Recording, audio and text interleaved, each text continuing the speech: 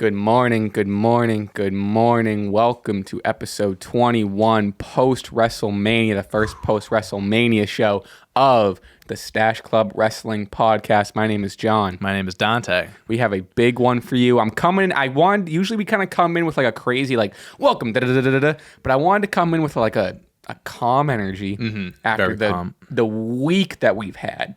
I am exhausted.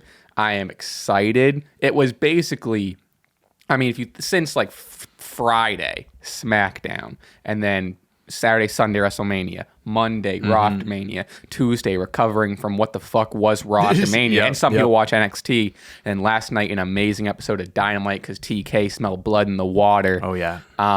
So with this, everyone just after the week, right? Everyone just take 2 seconds, whether you're in your car or you're watching, whatever. Just inhale, ready? Hold it. Exhale. Let's get ready to talk some wrestling. It's fucking Rumble, baby. Dante, how are you? John, I'm in a mood right now, in a good mood, because it is wedding weekend for me. Wedding weekend. My best friend from college and his fiance getting married this Saturday. Today, right after the show, I gotta head down. I have to pick up Kevin. I gotta go all the way down to Connecticut for rehearsal dinner. I'm amped up. I got so much caffeine in me right now. I got an espresso shot in my coffee. I had 2 wake up wraps and hash browns on the way here. I shoved them down my throat because I was so hungry. I've been up since 7 a.m. I'm wired right now, and I'm very excited to talk some wrestling. I don't know what's going to come out of my mouth, but there's going to be a lot of words that come out. First and foremost, I want to say thank you, everyone, for joining both premieres. We had the night 1 premiere with the night 2 premiere, both very, very successful. I think on night 2, we hit 3K. 3,200, I think, at one point, yeah. Jesus, that was... We had a ball. We were eating pizza. We were drinking some beers. We got the broken skull. We're not drinking it, but it's there. So thank you. Really amazing, really fun. And I think we have to cover this. The predictions. I don't know where. I think I'm just going to have you bring a belt back. We'll just run some predictions, champ.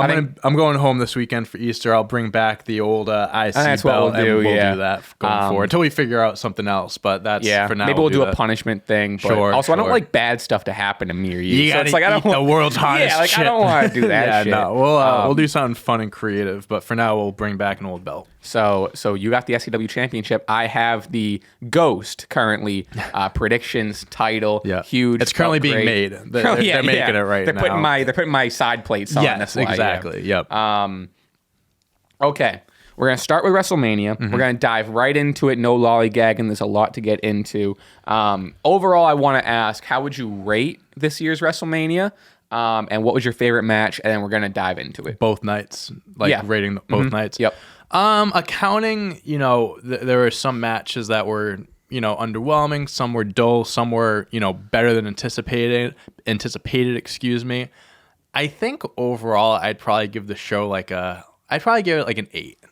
Maybe like an 8-ish. Yeah. I think I'd probably be closer to 7.5. I'm like a low tier 8. I'm thinking I was going to say 7.5, but I'll give 8 the benefit of the doubt because of we'll end up talking about it, but just like the shock factor and how much it's been talked about. I think you got to give them credit for that. Like whether you like results or not, they give people a reason to talk. So for that, I'll give them an 8. My favorite match of the weekend, I think honestly, my favorite match and the one that I'd probably go back and watch the most is the Intercontinental Triple Threat match. Gunther versus Sheamus versus Drew McIntyre. Just 3 big boys just going at it, slapping each other's chests, powerbombing each other onto each other. Just one of the most brutal, hard-hitting matches we've seen in a while. Nuts. Obviously, Gunther and Sheamus had match of the year contender, if not match of the year last year, Clash at the Castle. Excuse me. I am so wired right now. I'm tripping up on my words.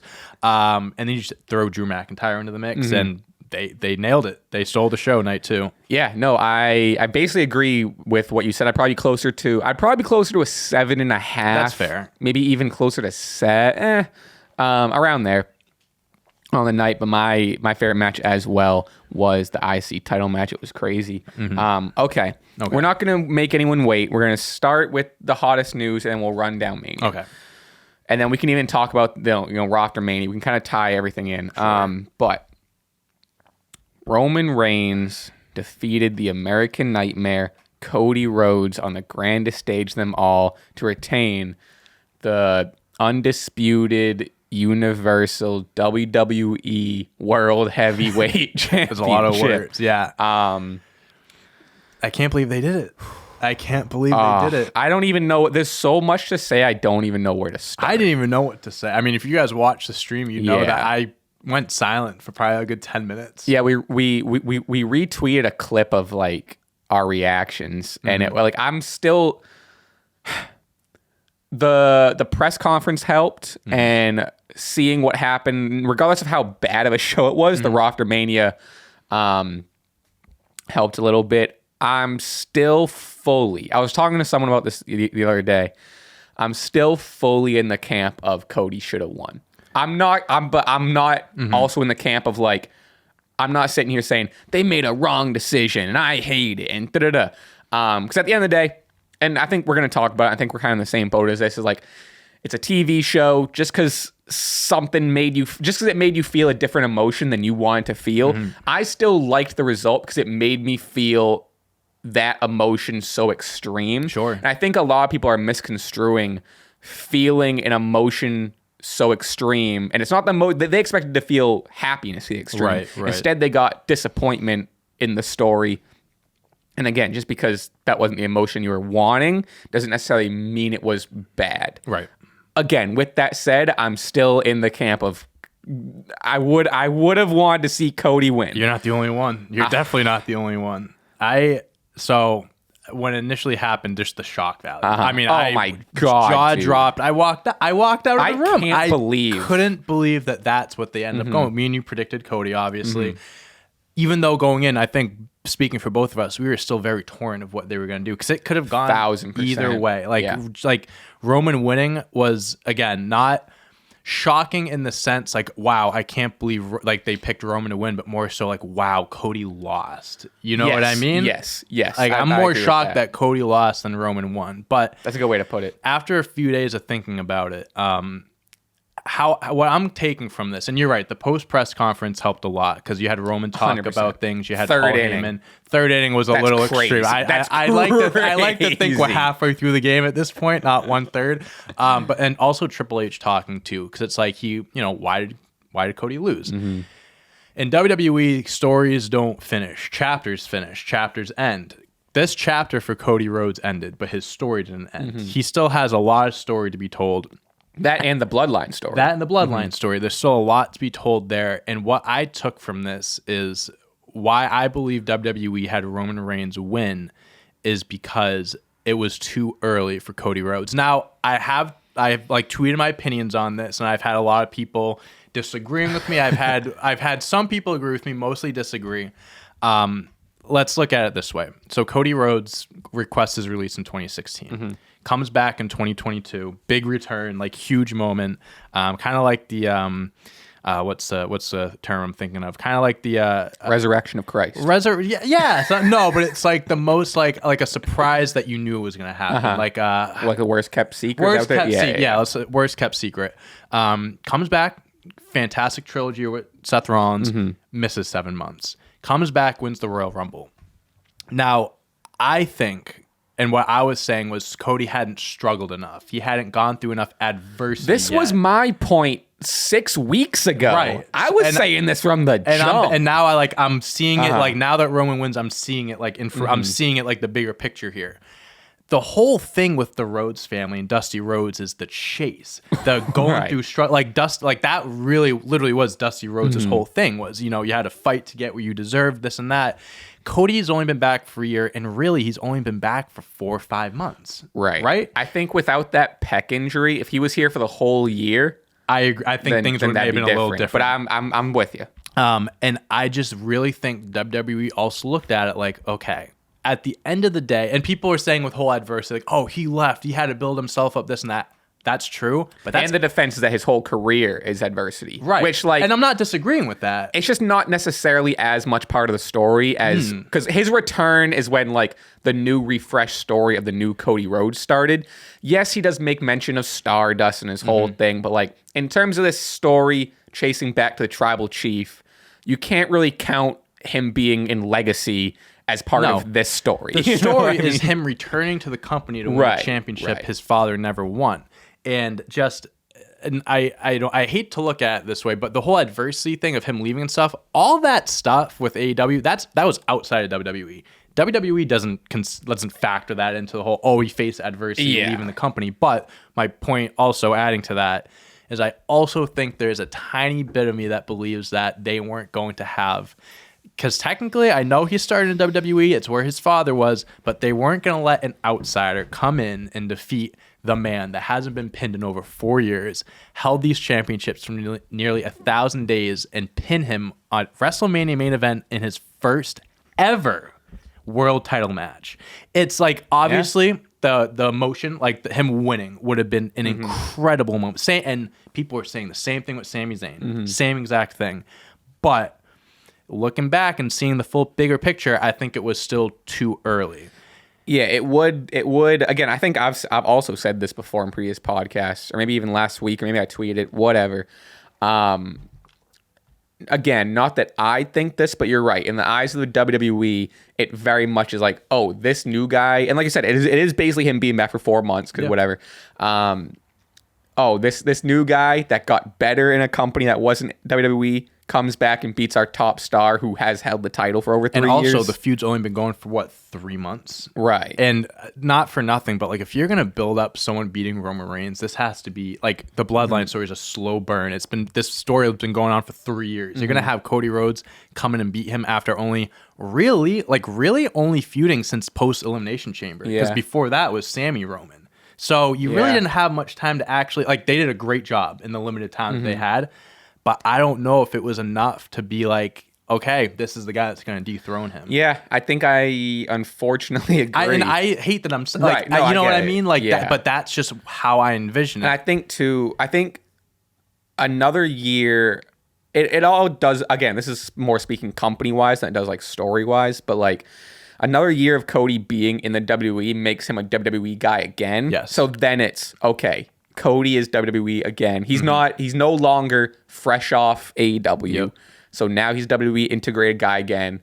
Now he has the credibility in WWE's eyes. Again, this is so less of me saying it, more of just what I think we think WWE sees. And that's a good point too, because right now when you think of Cody Rhodes, that AEW is still kind of surrounding him. He still has that aura around him. Another year in WWE, people aren't going to be of course he's going to have ties to AEW, but after another year, people are like, okay, he's a WWE guy now, not the AEW guy that came over.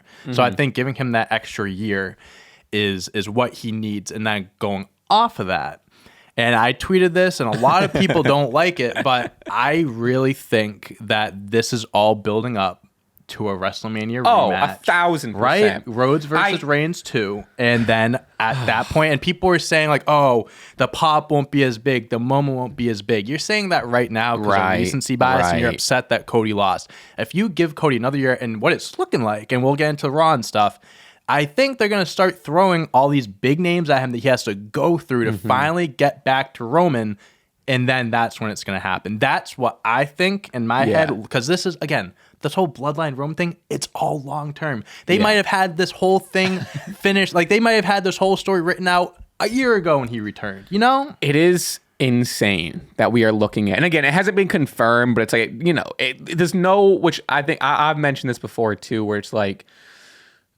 or maybe I haven't mentioned it, but in my head, there's no shot Roman is going to lose these titles anywhere but a WrestleMania. Exactly. He's not a SummerSlam. People are not instantly talking SummerSlam. Not a Royal Rumble. It's WrestleMania. Shot it's a he WrestleMania. Drops a title at SummerSlam. Yep, I agree. No shot. Yep, I 100% agree. So we're looking at, again, people compare this to, and I don't want to just echo what other people are saying, or what's been said or what I've already said.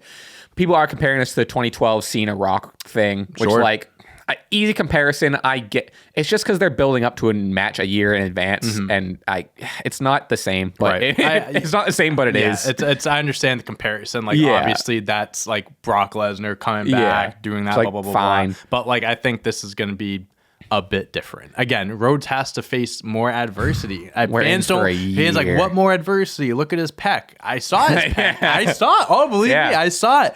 I just don't think it was enough. It was too early. He will get that moment. I am very sure that he will. But my only hope, and I pray to God just no one gets hurt for the next year. Because we can't have anything just disrupt the course that they're going on right now. Like, no more Cody pec injuries. Go light in the I don't know what you were doing that day. Probably chest or shoulders or something. Go easy, because we can't have that sideline for another 6 months. Listen, we're in for another year. I get it. I understand people aren't used to WWE telling these long-term stories. They're so used to things kind of being put together on the fly, and we'll also get to that. But I think, listen, this is unlike something we've seen. Like, we've never seen a storyline like this in WWE, maybe even like ever. Like, just like the slow build, the years long of just great storytelling, great matches, and I think it's gonna pay off at the end. The people saying that the pop won't be as big, but if he wins at WrestleMania 40, I think that's gonna be. I'm saying if Roman retains at WrestleMania 40, then that's a different conversation. I'll see you in a year from now, and we'll have things to talk about then. But I don't think WWE wasted their one opportunity to make a new star and to also get that reaction, because I really do believe that if they do fight in a year at Mania and Rhodes wins, that reaction will be just as big, if not bigger. Because now also, one, people feel bad for Cody, right? And two, people hate Roman. Oh, Cody's the biggest baby face in the world right now, and Roman is like, he was getting booed coming out on Raw. Exactly. And usually it's pretty mixed, and it was not mixed. And people are talking about heels like cheating to win and stuff like that. And I kind of brushed up on this during the live stream. If you look back at any heel champion in history, most of them, find ways to win one way or another, whether it's help from another person or not disqualification, but like refs not looking, hit him with something.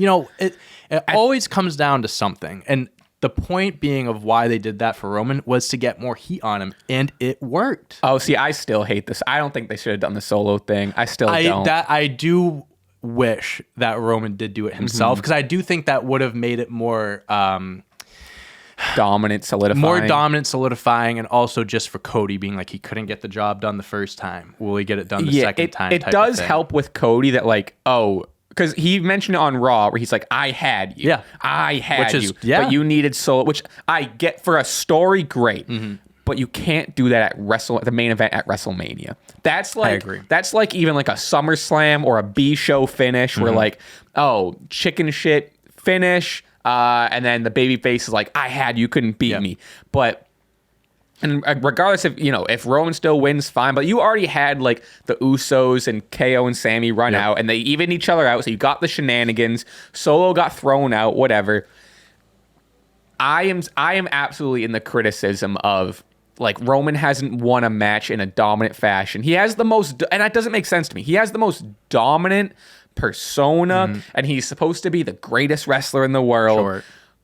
Would it kill him to win a match without any, even if there's like interference like in the middle, fine. Like the whole KO Usos thing was fine. Sure. Even if Solo hits Cody in the middle of the match and Cody kicks out from that. Like if he hit the spike, I was expecting Cody to kick out 100%. 100%. Oh shit, he kicked out of that. So it's like, I think I would have rather have seen, again, shenanigans, sure, throughout the match, but like, have Roman win. I get it plays into the story, but that wasn't the stage to add that little, with you. I agree.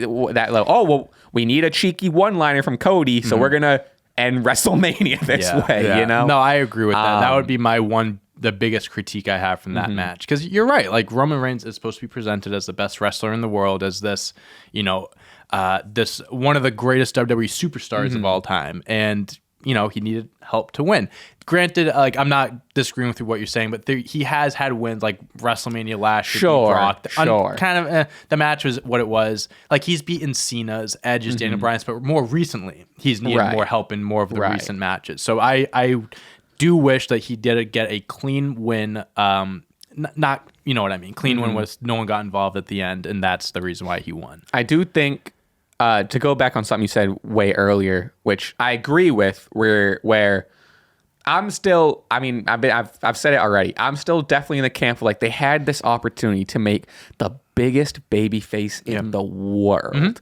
And again, I'm not going back on what I said. I'm still found the decision, whatever. But, like, the opportunity, like Cody winning would have been on top of the world. He's the new face, whatever. It's a big risk. It was a huge risk, and arguably, I kind of appreciate them going the other way with the risk. Yeah, like you kind of have to respect it. Yeah. So I have one foot in both camps. Where it's like I'm trusting the process, which I think we are kind of both in both camps. Absolutely. I'm trusting the process. I see like, okay, they got the loss. They're building up to a year. However, the next year they'd be pretty lackluster if he's not showing up and stuff. Sure, like the next year could be rough, but also like, they had the they could have just cashed on this opportunity, and it would have been incredible. Again, I hate bringing him up, but I really wish they did a whole he defended one belt on night one belt on night two type of thing. Yeah, that's a whole other conversation. You can say fantasy booking, whatever, but I really wish they did like him versus Rock night one, like career versus Universal belt. Roman wins, keeps the 1,000, keeps the belt, loses to Cody on night two. At this point now because the stakes have changed, now I don't want the titles to split. Now I want Cody to get an opportunity to win both. Yeah, I don't even know. Like, I don't know if they'll split the belts at this point. The only way I see it happening, they just gotta put them together and make one belt. The only way I see it happening is when they do that, and then if they do a draft, introduce like the world heavyweight or something. Like, that's the only way I see it happening. So. Do you have anything else you want to say about this? Because we should probably move on. I just want to give like a little quick 2-minute rant. Just kind of like go off of what I said. If you watch the live stream. So I've been saying leading up to this match that if Roman Reigns I'm all for legacy. I'm all for history. If Roman Reigns wins this match, that puts him up a notch as far as all-time greats. And I said this on the live stream. I clipped it off. I tweeted on my account. And boy, oh boy, some people... what I love about wrestling is it's subjective. I love it because everyone's going to have a different opinion. There's so many great wrestlers, entertainers that have walked through, those curtains that people have, a special place in their heart for. I think Roman Reigns is a top 5 WWE superstar of all time. Not all-time wrestling, because now people are like, oh, Ric Flair, this and that. Ric Flair was more known for his work outside of WWE than WWE. He wasn't a 16-time champ in WWE. He was probably like a 2-3-time champ in WWE, right? I think just as far as legacy, dominance of 10 plus years, he's main evented 7 WrestleManias out of the last 9-10 years. And one of the years, he got diagnosed with leukemia. He could have main evented that WrestleMania. And COVID, the 1 year he was supposed to main event against Goldberg. He could have 8-9 WrestleMania main events under his belt. He's gonna reach 1,000 days. I think that's a guarantee at this point, right? 100%. He's gonna go down as having a top 5 championship reign in WWE history. He's a part of one of the greatest storylines in WWE history. As far as and over the years. Now we're just talking business, sales, merchandise, tickets being sold. Roman Reigns is on the face of all these things, and he's the one putting butts in seats. I understand there's other people involved in this as well, but as far as impact on the business, and again, love him or hate him, Roman Reigns is like the best of this generation. Post Cena, this is like this generation's Cena. Like you had, it went like Stone Cold, The Rock, Cena, Reigns. I'm not going to give a top 5 because, like, again, it's subjective. Everyone has a different opinion. But I think after this win, and again, if he holds the belts for another year, I mean, I think that's only going to back up my point a little bit more. I genuinely think Roman Reigns has reached that point where he can be mentioned as a top 5 WWE superstar. Not a wrestler. I'm talking about... This is a combination of wrestling, on the mic, character work, purposes. entertainment, a storyline. Like Roman Reigns, I think is top 5. And again, not everyone. More people are going to disagree than agree with me, but that's how I feel right now. I felt it that night. I had a few days to collect my thoughts and see, do I really think that? I still do think that. I think the tough part about that is because what you're saying is like greatest or one of the greatest WWE superstars, and that encases 5 or 6 different things. Sure. I think wrestling is probably his weakest. I'm not going to disagree with that. You know what I mean? I won't disagree. I think that's where a lot of the criticism comes from, because I wholeheartedly agree with you. He is, I mean, granted, my one disagreement is those first 4 or 5 main evented WrestleManias. He had a few rough years to start. It was him being forced on everyone's throat, and it was the shitty big dog thing even before that, and like it wasn't good To up his until defense, like that was WWE's 100%. wrongdoing. But you're right. You're right. But you have to you got to take that into account if you're taking everything else into account. Absolutely. So I think I'm with you up to a point. I'll join you in that top 5 because right now I'm not in the top 5 conversation. I want to see how this next year goes. Sure. And then I think I'll be closer to joining you in the top 5 conversation. That's But fair. I think for me, the wrestling and the matches need to improve. And I agree with you. Like on paper, he's what you would say 7 or 8 WrestleManias, or whatever. 7. Those first 4 or 5 where it was just like, oh, we're getting Roman again. Because if you remember, I mean, if you think about it, like people weren't happy of him. That's know? fair, absolutely. But these past 4 or 5, 3 to 4 years. If we see this continue, this Roman, because this past 3 or 4 Roman is one of the greatest characters and entertainers we've ever seen. Absolutely. All 1,000% agree with that. So I think for me, he's close. Maybe I'm getting maybe I get ahead of myself. No, hey, because there's still ways to go and stuff. I like the conversation you're starting. I think I don't think you're crazy for that conversation. I think it's. I mean, if you look at if you're putting The Rock in there, and you've made this point, and you're a Rock, He tweeted at me. He's tweeted. He's my best friend. It's a brave point to. It's a very brave point to say. Of like, well, The Rock didn't do this. The Rock has only had, what'd you say, 3 years on top. Sure. The Rock hasn't had a storyline extend. He hasn't held the title for over 365 days. Or 1,000 days. Yeah. Maybe not even over 365 days. Roman's accomplishing things that wrestlers on people's Mount Rushmores haven't accomplished. And I just think that's, you got to mention that. I think that's a lot. Again, it's only been the last few years and stuff, but also considering how he bounced back from those rough years too. I think you got to think of that as well. 100%. Because his career could have kept going the way it was, where it's like people were booing him because they just didn't like what they were seeing on TV, not because he's getting booed now because of his heel work. Right. He's not getting booed because WWE hates what they're doing to him. So it's a little different. And also credit and flowers to Paul Heyman. I mean, Paul Heyman's had the biggest turn his career around. 100%. Turn his career around. Yeah. And he deserves all the credit in the world for that. Mike Skills being number 1, I think. Like Roman Reigns was not that great on the mic before him and Paul came together, and now he's like one of the best in the company. So that's the point I wanted to make. I understand it's a hot take. Hey. Some people may agree with me.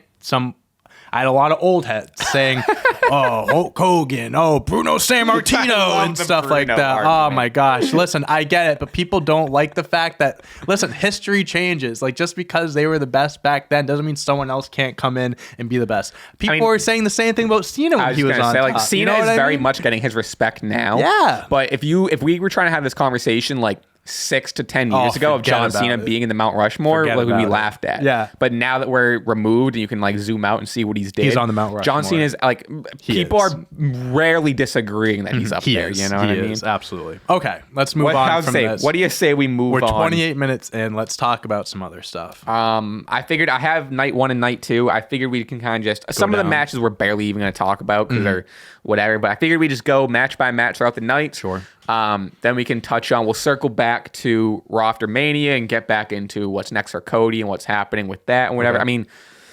I mean, part of this, this title is going to be, this episode I already know is going to be titled, Roman Reigns beats Cody Rhodes at Mania, Raw After Mania was awful or something like that. Yeah, so it's like, yeah. I already know what the title's going to be. So we start off, Theory defeats John Cena, and I think what we were saying is very lackluster match. It was quick. John wasn't really going crazy, understandably, and Theory wins with like a low blow and gets the pin, whatever. Yeah. John Cena didn't look like John Cena. And no, absolutely not. I think, like, again, you were hoping, you picked John Cena when I had picked Austin Theory, because people were hoping, John Cena wins. Maybe he goes, wins the title, goes on a championship, open, whatever. At the end of the day, I had my hopes up. At the end of the day, Cena is a Hollywood actor. He's got to keep himself safe. He can't jeopardize future movie roles, commitments that he has. Honestly, we should be lucky that we even got a match from John Cena in general. But I do agree. even like if they played it, they could have played it safe, just took it up another notch, another 5 minutes add to the match. Like if Cena kicked out of Theory's finisher, which I don't really like his finisher that much. I'm fine with, Theory being a heel, low blowing, whatever. But I do think the match missed that extra step that could have. And if they just added like another few minutes, I think it would have been fine. Like I would have been okay with it. To me, if the point of the match is to like put Theory over and make Theory look good, I personally don't think the match did that. Sure. Yes, he won on paper. He got the win. He beat John Cena, whatever. But after watching that match, I don't think most people were like, damn, Theory beat Cena. It didn't Theory's solidify next. him. Didn't Not solidify at all. him. And it's like, seemed like a wasted opportunity at that point. I agree. Street Profits win the tag team showcase. Good match. Fun match. Arguably one of the better matches of the weekend. Really fun. One of my favorite moments the entire weekend was Dawkins. Dawkins knocking Strowman. down Strowman. That was hype. That was awesome. We saw, everyone got their spots. You saw some big guys jumping off the top ropes, missing their splashes, hitting their splashes. Montez Ford got his shine. Everyone delivered. Chad Gable suplex Braun Strowman. That was cool. Unbelievable. I want to say this. I tweeted this. Chad Gable, I really want to see him win a mid-card title very soon. Like Intercontinental, U.S. He looked great with the U.S. title. Just have a run, man. Yeah. Just a few months. Have him do open challenges, man. He could do great things with that belt. I'd love to see that in the future. Judging by who's booking now, I don't know if we're seeing it. You're right. Seth Rollins defeats Logan Paul. Another fun match. Yeah, again, I know we're kind of breezing through a lot of these early matches, but like a lot of them aren't much to say about. Especially this match is like yep, good match and cool and yep. But back and forth the spot with the KSI shit. That was awesome. Nuts. That was awesome. That was crazy. That was a highlight of WrestleMania weekend. Just the timing of it was so perfect. People were like, people were complaining like, Logan didn't time it right. Like he didn't jump too early. No, he didn't. If you watch, I thought it was perfect. It was perfect. Yeah, I don't know. Once he started to leap, Seth jumped up, pulled him up. It was I thought that was it was great. And then pedigree in the ring, kicked out, and I was like, shit, I'm happy he kicked out because it went to the extra gear, and I think that's what it needed. Logan Paul looked good. Seth Rollins, of course, one of the best wrestlers in the world, looked good. The right guy won.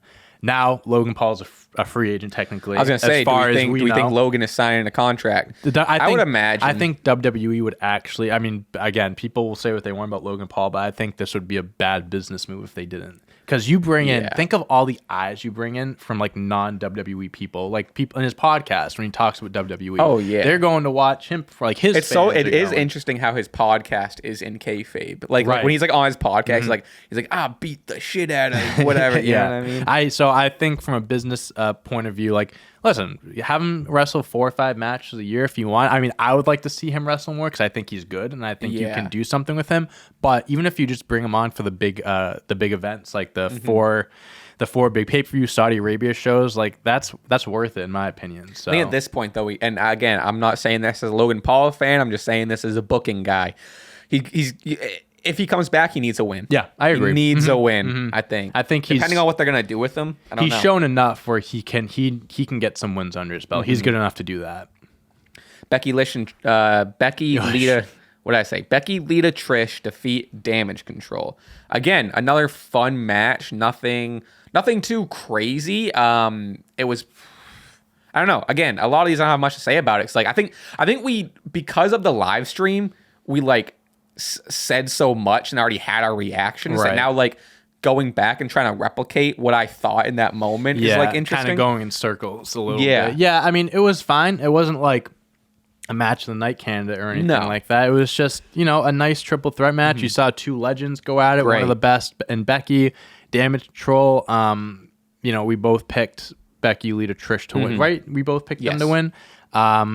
Yeah, I mean, it was just it was cool. It was fine. My main takeaways are A, where does Damage Control go from this, and B, what's going on with Bayley? Right. Because there was one, she didn't show up on Raw After Mania with Damage Control, and 2, a little bit of a cryptic tweet, basically ending in like love you bye or something like that. I'm not looking into the tweet as much because apparently she's been like posting stuff on Instagram all week with kind of like similar captions and stuff, and I guess she posts that often like after like Mania. So I'm not looking into that, but the whole her not showing up, because now we're gonna go behind the scenes a little bit, and again we'll talk about this in a little bit. Something that she was supposed to be involved in, she got scrapped at the last second. She was is that this? Because I've heard like some scrap stuff. So she was at Raw. She was at Raw, but they whatever she was supposed to do, they at the last second. Do you think it was with Damage Control? I would think so. Whatever she was supposed to be doing at the last second, they said no, you're getting cut. So that's a whole nother Even thing. just to walk out with Damage Control, that's crazy. I'm with you. Yeah. Wow, so that's again, we'll get into stuff revolving around that in a little bit, but that's what people are saying. I want to see Damage. Like I think we're both Damage Control fans. Absolutely. I love Dakota Kai, and especially like Io Sky is one of the greatest women's wrestlers we've ever seen. It does kind of suck to not see her showcase as much. And not to say, I'm absolutely not saying Dakota or Bayley are dragging her down. She can be in Damage Control and have these matches. Or even if it's a tag match, whatever. I just think Io Sky is being held back for sure. One of the greatest NXT women's champions of all time. I mean, both of them are fantastic singles wrestlers. You know, they have this opportunity to be a phenomenal tag team, and it's, you know, I'm happy Becky, Lita, Trish won, but it would have been nice seeing, you know, the next generation winning and getting that upper hand, and no belts were on the line. So it's like, since the belts were on the line, I think that would have made more sense to have Damage Control win. If the belts were on the line, Damage Control 1,000% should have won. Exactly. 1,000%. So, you know, because my recollection of Raw After Mania is a little, I'm trying to force it out of my head, but I got to bring it back for the podcast. There wasn't much or if any, was there anything about the tag titles? Did Becky and Lita come out? So there was like a backstage segment, but they did Damage Control versus Raquel and Liv. Oh, right. Raquel and Liv won. That was the number one contender. So that's a whole other thing. That's a whole other thing. Ronda and Shayna won the showcase, but they're now not getting an opportunity. But I don't fucking know. I don't know. And again, we're going behind the scenes. There was supposed to be this big tournament. A few matches got cut before.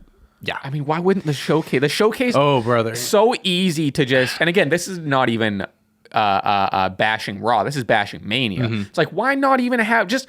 It's so easy just to make the showcase matches the number one contender match. The same thing with the men's tag. You just had to add a couple more words in Photoshop on the graphic, and that's it. How much? And then, how hard is it? Like, and then on Raw, I'm sorry, I'm jumping ahead, but the next night was Street Profits versus Kevin Owens, Sami Zayn. You could couldn't kill to just say like, oh, they're the number and not one even contenders. For the titles. It wasn't for the titles. You know, they just tried to do like a prove it match. Ah, very confusing. Very, very confusing. Pat McAfee returns an impromptu match with The Miz. Sure. Neither of us really seem to care about this. I like Pat McAfee. It just wasn't the moment. It wasn't the time to do it. I get like they got fucking Kittle to do some shit. You got the social media reaction. You had the clips being played on Sports Center and everything. You did what you did, and I understand like after the women's match, you kind of needed like a cool down match to get people going for the main event. But like, I like Pat McAfee. I think he's great in the ring, but you saw what he did in the ring is everything you saw in every match he's ever had. It just would have been cool if it was someone else. I think it was a missed opportunity to not have like a Bobby Lashley or an LA Knight come out. Like, I agree. I don't know. I think one of the matches that not stole the show, but was better than I and a lot of people thought, Rey Mysterio defeated his son, Dominik Mysterio, whooped his ass in front of literally 85,000 people or whatever it was. Yep. My two notes here are mostly on the entrances. The match was like solid. It wasn't anything like spectacle, but which is what we expected. Dom Mysterio with the entrance of, I want to say, one of the best entrances. This is me hyperbolizing. One of the best entrances of the past 5 years. we don't have any other entrances to go off of, but no, bro, it was entertaining as fuck. Loved it. He comes out, like, do the whole like, and he was even like one of the only one. Like, he got like a little like movie before his entrance, and then when was the last time we've seen something like that? It was so cool. It comes out with and like the movie transitions into the entrance, and he comes out in the back of the car. Too. He had the Halloween Havoc mask on. Fire! Came out in handcuffs. Crazy. And just when you think they couldn't top that, Rey Mysterio comes out with Snoop Dogg. That was in the lowrider. Nothing but a G thing.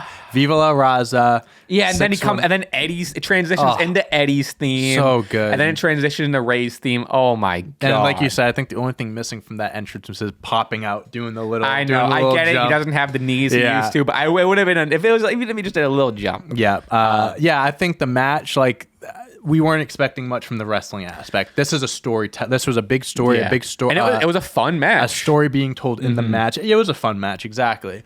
The family got involved. The mother was there. Right. I think it delivered. The fans liked it, and I have nothing really bad to say about it. It is what it was, and I was a fan. I was sports entertained. Exactly. I was very sports entertained. One of the matches of the weekend.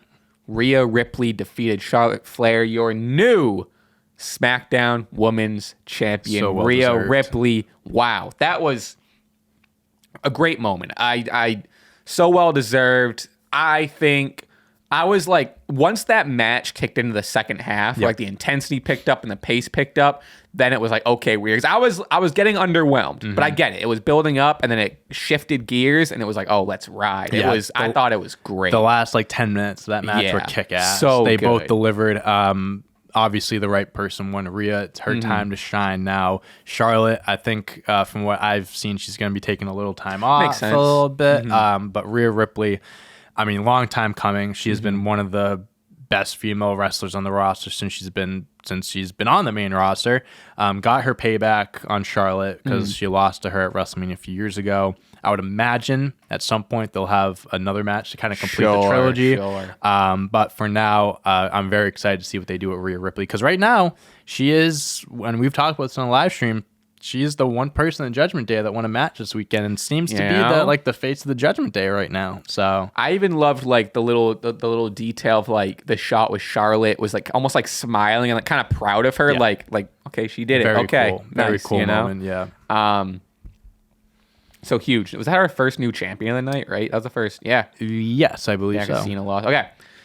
And then, if we thought we had match of the night, get ready for the tag team match. Sami Zayn and Kevin Owens defeat the Usos to become your new undisputed WWE Tag Team Champions, breaking the Usos' historic title run. Amazing match. Great match. Holy shit. Fast paced, always something going on. Just small details going through too, tables, little things, and just like I thought the ending was so perfect. It was like, because in the tag team match, it was a lot of Sami versus Jay one-on-one. And it was a lot of Kevin being out of the picture, Sami having to go up against both of them, kicking out of the 1D, fighting back, hitting Jay with 3 haluva kicks, holding him up. That was my favorite part, where he just was holding him up and then threw him back on the ropes. Because again, it's telling a story. It's like, I didn't want to do this. This shouldn't have been this way, but you did this. And it was the perfect end. And also just like seeing both of their reactions after, you could tell that was a genuine moment. What a feel-good moment. They were on Good Morning America the Monday morning. It was them two and Bianca they were on, and they were just talking about how like Kevin Owens, like, like family members, you're kind of like, you can't choose your brothers. You're just kind of born into that. He goes, this is like me and Sami. He goes, from day one, we flew together, we traveled together, we fought in every promotion together, in gyms together. Like, their journey together is unlike, anything you could really, like, a story you could ever tell. And it's right. Very cool moment. It's real. It's not like someone wrote it or it's fabricated. It's very real. And even post press conference too, like, they were talking about, teams that, influence them and help them get to this point. And then they shout out the Briscoes. I thought that and they was were great. like, Jay would be proud. Like, we hope we made him proud and shit. Like, that's so, because that's real, that's genuine, and you can tell that moment meant so much to them. And also, I want to give Kevin Owens his flowers for someone that was for years kind of just like swept under the rug, was kind of being thrown into feuds that were leading to nowhere, to main eventing WrestleMania 2 years in a row, Grand Slam champion. A Grand Slam champion. Huge. I am I didn't know. happy. I think you mentioned it on like when we were like live streaming. I didn't even pick up on that. Very happy for Kevin Owens. So well deserved. Great for Sami too.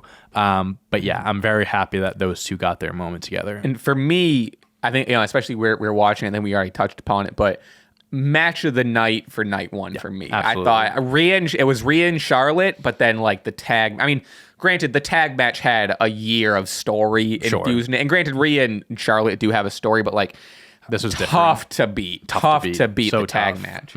Okay, absolutely. Night 2. Now, if you thought we already had the match of the weekend, forget about it. Get ready for the opener. Brock defeated Omos. And actually, you know what? I'm shitting on it, but again, I'm kind of reiterating a lot of stuff we were saying in the live stream, but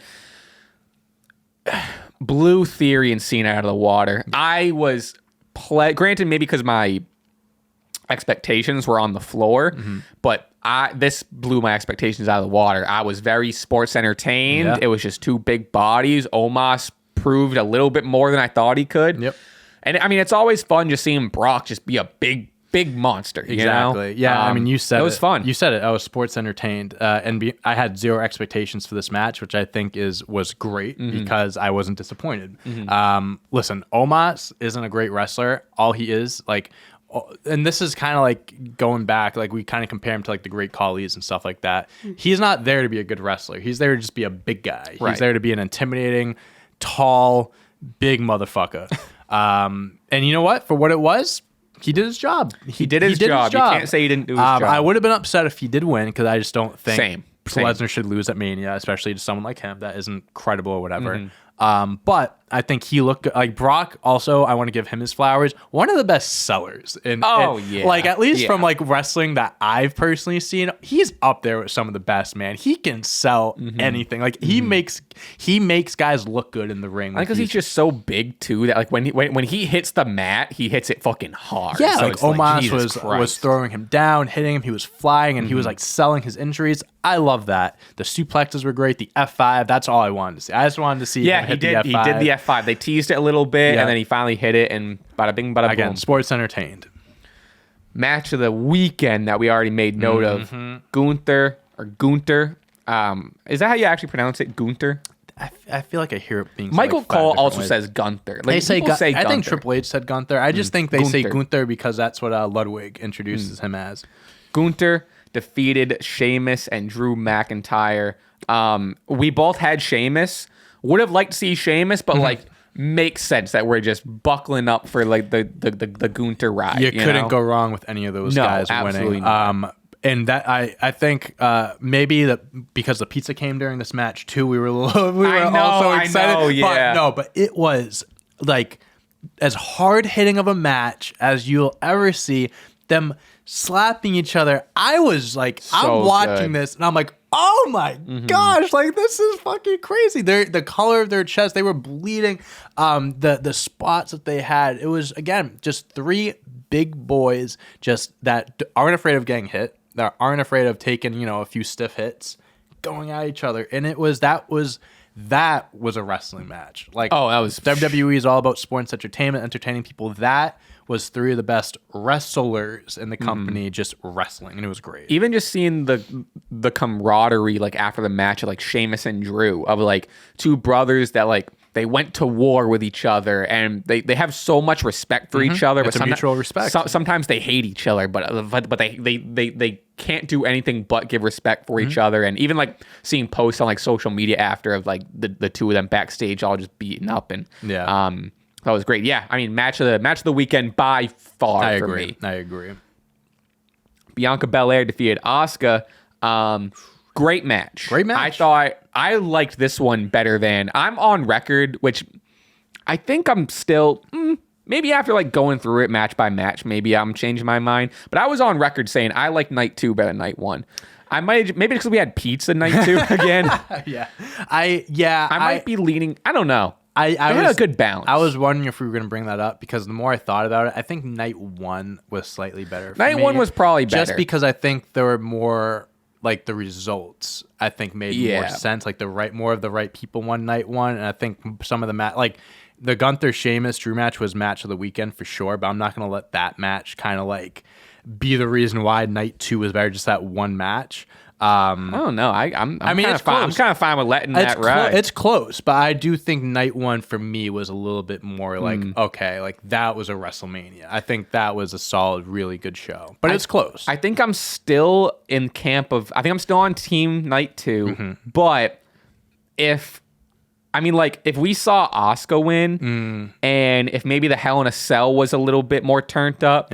Maybe Cody won. And if Cody won, I think it would have been night 2 by far. I think the results put a damper on night 2, but the matches I think delivered on night 2. Matches were great. But anyway, Bianca defeated Asuka. Where am I? I thought this beat Rhea and Charlotte. I thought this was great. Yeah, because from start to finish, it was they oh my God. Right out the gates, they were going at it. They kept a great pace the entire way through. They both looked, obviously, they're both two of the best female wrestlers on the roster. They delivered. I think especially with, this was probably one of the most important matches of Bianca's career, because her reign has felt like stale at this point. Lackluster the last few Right. months. Yeah, I guess I think lackluster is a better word for it than stale. But she needed this, she needed to show people, hey, remember, I can still fucking put on 5 stars. Yeah. I can still put on bangers. Hey. So my notes here is great match, but now that we've seen this match, and now we've had this banger of a match or whatever, and again, I still think Asuka should have won. Now we need direction for Bianca. Yes. Give Bianca direction, give her a feud, give her a story. Because if she's gonna put on these matches, I'm all for Bianca still keeping the title. But it's like, okay, you had that match, now go somewhere with it. Go somewhere with Bianca. You know? Yeah, I agree. If I'm fine with this result as long as they do something with Right. it. I would have liked Asuka to win. We both had Asuka winning just because since she's came back to the Royal Rumble with this new character, she's been hot. The fans love her. She's incredible. She's always been one of the best. But now that she has that fire underneath of this new heelish character, I think they kind of had her as that's fair. That's fair, right, more of a heel than a face. She at least was even if the fans were cheering her, the character wise, and was that. Yeah, I think, and we've talked about this before. Wrestling nowadays, heels get cheered, faces get booed. That's just kind of how it is. But her character is more of a heel than a face. But yeah, I mean, as long as they do something good with Bianca here, I'm fine. She's great. So my other note with this match is this means Asuka is now 0-5 at WrestleMania. Really? She is 0-5 at WrestleMania. Really? And I think Bianca's undefeated at Mania because she mentioned something about this being the new streak or something like that. Which I don't know, but Asuka shouldn't be 0-5. I agree. Well, man. I think looking back at a few of those matches, the first match she had against Charlotte, man, she should have won that one. Her streak shouldn't have ended against. Oh yeah, 1000%. Against Charlotte. Yeah, that's kind of crazy. I never really thought about that. That is a very Let's see. Yeah, so you're right. So at 34, she lost to Charlotte for the title. Yeah. 36. She was it was the Kabuki Warriors, and they lost to Alexa and Nikki Cross to lose the tag titles. That was pandemic year. People forget about that. 37. Asuka lost to Rhea Ripley for the Raw Women's title. Yep. And then that's also 0-4. Still. Oh, I don't know where I saw 0-5, but 0-4. Interesting. Still, yeah. I mean, that's kind of yeah. It's kind of a shame. She's too good to be defeated at WrestleMania. She definitely should have a win under her belt 1000%. At this point. And she even seemed. I mean, again, you can take the social media for what you want, but even she seems a little fed up with just 0-5. Come on, you know? She did. I hope that her time. I really hope she wins a world championship soon, especially with this character. She could do so much with it. Shane O'Mac return. Oh, something we didn't. Sorry, something I want. Doesn't even need to be mentioned, but something I want to mention with the KO and Sami and Usos match. The Usos were introduced by Lil Uzi Vert. Oh my fucking God. I lost my mind. The energy was fantastic. Oh my God. Lil Uzi Vert, a mini Lil Uzi Vert concert at WrestleMania. I was I saw the picture of his dressing room and I was like, okay, he's probably just there. He's just he has money. He probably just is there. I thought it was going to sound like the national anthem or something. Insane. Yeah. Lil Uzi should be odd, definitely not didn't something make any sense. Didn't make any sense, but it was entertaining. Shane O'Mac returns to face The Miz, immediately blows out his quad, and then props to Snoop Dogg impromptu. I mean, the clip of him running the ropes is one of the funniest things because he's so daintily he just slows down, stops, and just and then I loved that. Listen, so I think what was supposed to happen was Miz Shane have their back and forth. Miz is getting the upper hand. Snoop comes in, does what he did there. Or even if Shane beats up the Miz, the Snoop still comes in. Exactly. And that was whatever. What happened was supposed to happen. They just had to speed it up. Right. fucking mad props to Snoop to kind of just like seeing what was happening and be like, okay, I gotta do something about this. Because like even at the Triple H was just like, you know, a lot of wrestlers like when something like that happens, like what do we do now? Like, looking around, like what do we do? Snoop just like took the initiative, stepped in the ring, and it was like boom. I heard I don't know if this is true, but I heard a rumor that, you know, Snoop like came in and kind of made the save or whatever, and the referee like said to Snoop, people's elbow. Really? And I like to believe that was like an impromptu off the cuff, like people's elbow to save it. I don't know how true that is. I'll tell you what, it didn't look like he's been practicing it. It did not look. It didn't look like he's been practicing it. He did jump so fucking high. I loved he was like, takes the glasses off, throws them, dude. I mean, he's a Hall of Famer. He's a WWE Hall of Famer for a reason. Yeah, not for his musical performances, but for his wrestling, of course. Last match we're going to talk about of the night. Edge defeats Demon Finn Balor in a Hell in a Cell. The amount of times, I almost told people to stop tweeting us this. The amount of times that me, you, and the Stache Club account got tweeted the picture of Finn Balor's head. I get it. Gross. Please stop tagging us in that. Oh, gross. So nasty. But holy shit. What is 17 stitches, I think, dude, or some shit like that? During the match, they just put some spray. They put some numbing spray on him, stapled him up a little bit, and just threw him right back out there. Then that shows you how tough he is, bro. Because it seemed like he lost a lot of blood in the moment as well. And that, I mean, we did see the picture. Major gash. Oh my God. Major gash. This, I will say. Mm-hmm. This was, and we talked about the Roman Cody thing, but this to me was the match where I truly believe the wrong person won. I really think, just because especially he was the demon. If it was regular Finn Balor, okay, whatever. And I get it. Edge gets his revenge. They did the chair shot to Beth months ago. Edge, you know, needed a little push. Finn Balor's already in the Judgment Day. I understand that. But I really think this would have been, I think this was the match for Finn to win. I mean, again, he's the demon. He's getting hit during the match and he's just like, he's eating the shots and he's fine. But then, you know, I just don't think. I don't know. I think at this point, I don't think the demon is the demon anymore. I think the demon is just a cool costume. Like at this the point, demon doesn't, like, you know? The demon carries no weight. Like back in NXT, bro, it was like if it was the demon, you are fucked. Not losing. Like, you're fucked. You're absolutely gonna get destroyed this match. And now he's lost. He twice in a row as the demon. He lost to Roman Reigns, which makes sense. I mean, it's Roman Reigns. But then this time around, he didn't have to lose. I love Edge. I do. I think he's great. And maybe it's in one of his last Manias and they wanted to give him that. I don't know. But I just think this was the right time for the Demon to get a big win, but we didn't get it.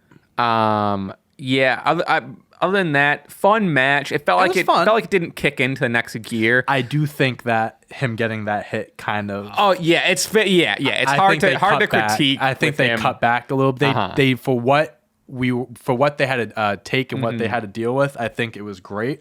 But didn't love the blue and red the kendo weapons chairs, or whatever. The table, all those funny things. I was like, oh. Is it? What is it? Oh, normal table. Oh, it's purple. Spray painted purple. Bad. So bad. Like so bad. But yeah, other than that, I mean, just solid match. I hope Finn's okay. I mean, that looked brutal, but it was a solid, gruesome, pretty hard hitting. Still felt like it could have kicked up a notch, but again, with the shot and whatever. Yeah. But solid. Yeah. And that was WrestleMania. Yes, it was. Fun night again. The stream was what I had a ball. We were drinking beers. We got to try. This might be like the Broken Skull shit. Really good. That might be keep my eye out for that. I'll buy a few more because I did enjoy that. I really liked it. I really did like it. I want to try the IPA one because I'm an IPA guy, so I'm interested how it is. But I really liked the lager. Apparently, they were selling these like at Mania. Like everyone who was holding up a beer had like one of these. I think maybe you saw the clip. It was after the Roman Cody match, and it was Seth and Becky in the stands, and he like. Oh yeah, he had. I think it was. I think that's what it was. It absolutely was. But yeah, no, great beer. Can't recommend it. Sponsor us. Okay. Raw After Mania, brother. Jesus fuck. It's like the longer it went on, and I want to just say this off the bat. I was keeping up, and I still agree with what I said. I think especially because at the time watching it, we didn't know what was going on. Obviously, there was like, not even rumors, but like confirmed like interviews, and also something we didn't even mention, which I put it down here for a reason, where it's just like, to me, it doesn't carry much weight. I honestly don't give a shit. WWE got sold to Endeavor, which now owns the UFC and WWE. I believe either it was, I don't know if this means it was sold for $9 billion or if that means that just is what it's worth now. I think it was sold for $9 billion. Holy shit. At least that's the rumored amount of money. Yeah, so that was announced, I think it was on I don't Sunday. give a shit who owns the WWE, At personally. the end of the day, it would have been a little different if there was another company that bought it, but since they bought it, I'm just kind of looking, because there was a graphic I wanted to talk about like the certain positions in the company, because Vince is like executive chairman or something like that of not Endeavor, not WWE, but like the sports thing that they call it. I can't find it. But yeah, I think it's just a money decision. There's a lot of business things, a lot of stock stuff. They're going to merge together. We're not going to really get into that because that's not what people are here to listen to. But it seems like as far as WWE having control of like what they're doing, that's not going to change. Like they're not going to jump in. Dana White isn't going to come in and be like, you need to put the belt on Conor McGregor. Like that's not going to happen. They're letting WWE still do their thing. But yeah, it's change in ownership, and Vince McMahon and that family got a lot richer this weekend. Shit. So if I just got $9 billion, you wouldn't see me. I'm gone. I'm buying my own island. Why do you still want to be like the chief executive, whatever the fuck? Just hang out in the Bahamas forever. I'm gone. I'm throwing my phone away. Right, like I'm bringing like one or two. Me. I'm bringing my wife with me. I'm bringing one or two people, and I'm out ya. Like he's also 80 years old, bro. Right off into the sunset. Stache Club is only making $1 billion, so we're not at the point at 9. Could you imagine us making 9? That's why you can still see me, because we're only making $1 billion. Right. Well, I mean, to us, that's nothing compared to what we will be. But yeah, people were saying like. People were blaming a little bit of this Raw and Vince taking more control over because of the buyout. They were saying Roman won because it makes shut up. That's not true. I don't believe that whatsoever. Yeah, that's just kind of like a thing that happened. I don't think it's really gonna change. I like Wicked. Don't give a shit. Like it's like it whatever. It is what it is. It is what it is. It's just someone owns the company. I do think not like in the like immediate future, but I do think in time we'll start seeing a little bit of like a crossover a little bit. I'm sure, yeah. There have been years. I mean, Brock is already the crossover guy. Exactly. I'm sure we'll see more of that. For years, we've heard rumors about McGregor potentially like doing a thing. And also, over the past like week, McGregor has been tweeting graphics of him with the WWE belt and the UFC belt. Him and Paul Heyman in interviews are like, Conor McGregor's just all talk. He goes, I'm from the Bronx. He goes, if you wanted to fight someone, you go up there and you just hit him. He's all talk. He's talking about hitting me. He never come up and hit the wise man. And he was talking about like his fights like with Aldo and all these other guys, Diaz and stuff. He goes like, he got one lucky punch. He goes, what if the wise man got one lucky punch? What if I knocked you out, McGregor? He goes, and you're gonna come to me? You gotta deal with the trial. It was. Like we talk about Paul Heyman. I'm sure it'll happen. Paul Heyman's on the Mount Rushmore of non-wrestlers in wrestling history. But I can see stuff like that happening at some point, not in the near future. But so my other defense before that was, again, it's more than been confirmed, not even a rumor. Vince had majority, if not total. I'm not gonna say total control. He definitely had his hands more often than not in Raw After Mania, but while we were watching it, like, you don't know. Obviously, speculation builds and builds and builds, and you can see, like, okay, like, this, I can see changes being made. That's hints and hints and hints. But, like, it's such a cop-out and lazy answer for, like, one thing to be bad and be like, Vince is back. People have been saying that Vince even since Vince, like, retired. Like, be like, he's still there. Triple H has done his fair share of shitty booking over the past 6 to 9 months. Like, 100%. It's just not... And who knows? For all we know, Triple H could have been the reason why we had the Brock tag match. Like, we don't know what Vince was and what wasn't.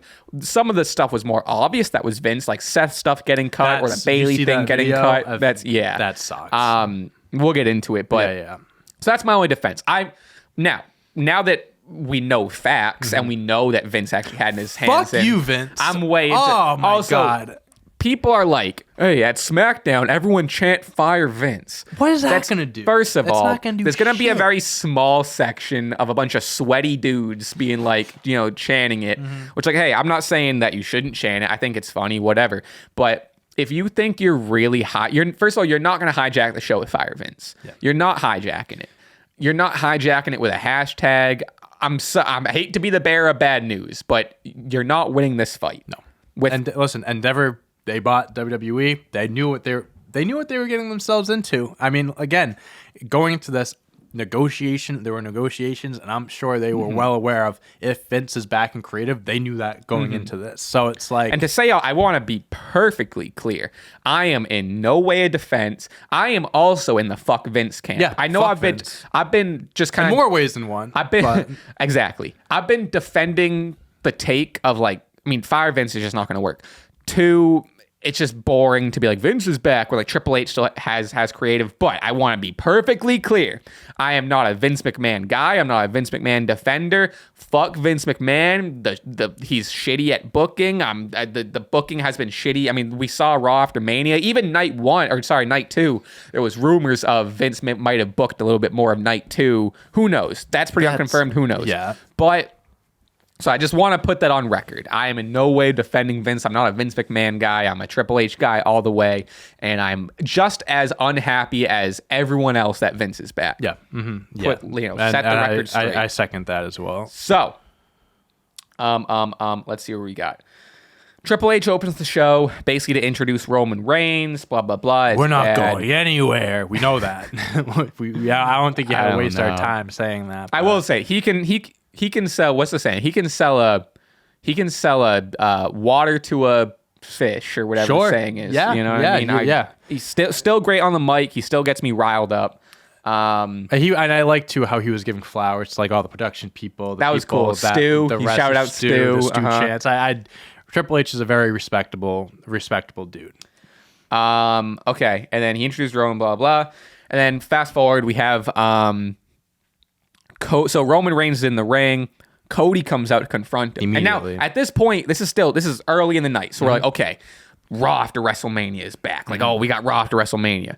And then Cody comes in and challenges him to a rematch. And it's like, holy shit. I was so pissed that they did this. And they didn't even do it well, because Cody was like, I want a rematch. And then after 5 minutes, he was like, or like, we could have like a tag match if you want. Let's just do something. It's like, what the fuck are you talking about? When he goes, I want a rematch, then my mind is going, let Paul Heyman and Roman talk about, okay, maybe it's like, okay, we'll let you do it, but it's for this one belt. These are the stipulations. This and that would have been sick. An opportunity.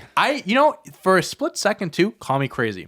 I actually thought when he was talking about like, I want a rematch, for a split second, I thought he goes, when do you want that rematch? WrestleMania next year.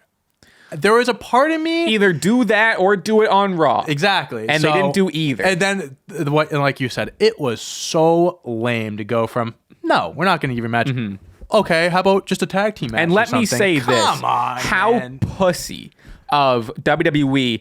AEW is not scared. AEW is not afraid to put on a banger of a world title match on TV, because that's where you're getting your viewership. And for a while, the WWE have kind of cut back. But when AEW first started and was in their prime, and I'm not saying they're not in their prime now, I think they're absolutely back, but WWE would put on banger matches on TV. We're getting great TV shows out of Raw.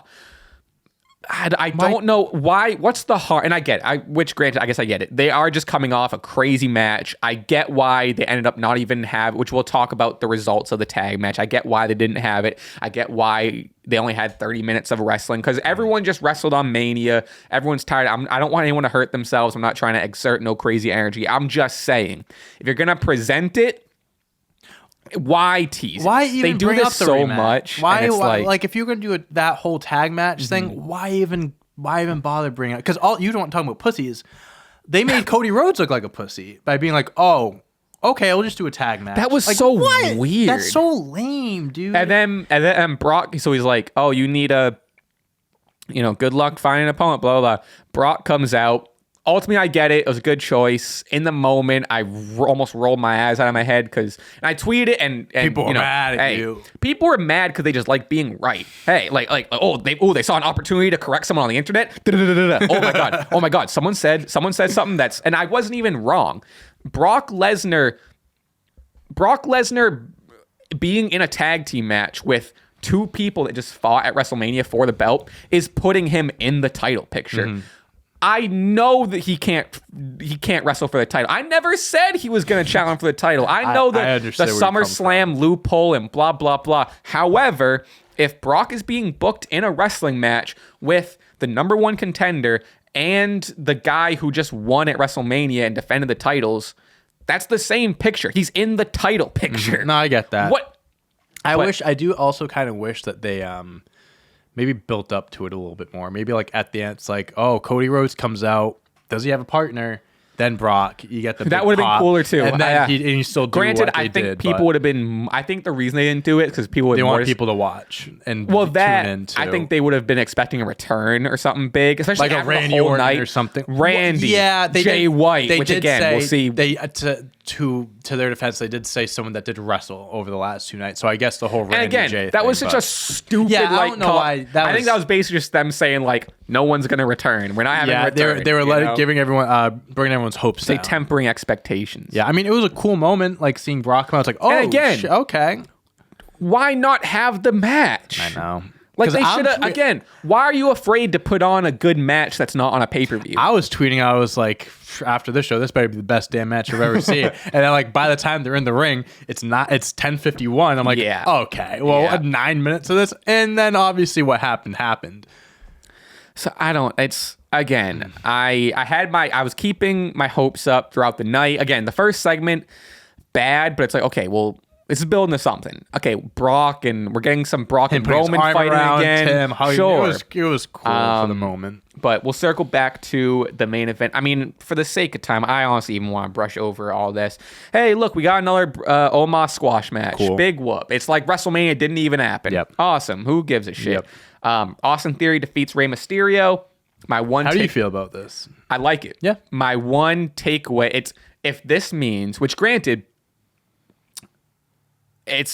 none of this is confirmed. We'll see in the upcoming weeks if this is the direction they're going. But if this means that they're giving Theory like a legend killer run, all for it. He defeated Cena. Now on Raw, he defeated Rey. Mm-hmm. Randy Orton needs to come back. He needs to defeat Randy Orton. Yeah. Like if they're gonna if they want to build up Theory and they're gonna go this legend killer route, I'm all for it. Sure. He needs something. Give him a little bit of a different look. It gives him that grit that you've been claiming he's had, but like I never bought into it. But like if they're gonna go this direction, again, now Vince is in charge, but Vince likes Theory. Right. So maybe we could see it. People can complain about Vince, but there are some guys in the back that are gonna benefit from him being Theory's back. Absolutely gonna be one of them. 100%. Yeah. So but again, like you said, if this is the direction they go down, it's a direction. Like it. I think it's great. It's a good direction. So and then afterward, Dom attacks Rey, and Bad Bunny gets it.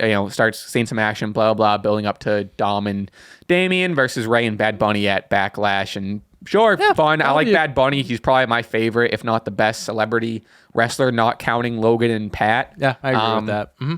Cool, whatever. Who gives a shit? KO and Sami issue an open challenge, not for the titles though. Street Profits answer it. They have a fun match. They have a good match. Ultimately, I don't know. I don't know what to say. I mean, it was a match. Landed flat. What does this mean? The match didn't land flat, but for what it was. Also, I kind of wish that they saved this match because this is a pay-per-view worthy match. We just talked about like giving like Raw like but television have it for good the matches, titles. but like it didn't mean anything. No, you know what I mean? Have it for the titles or make it a number one contenders match or something.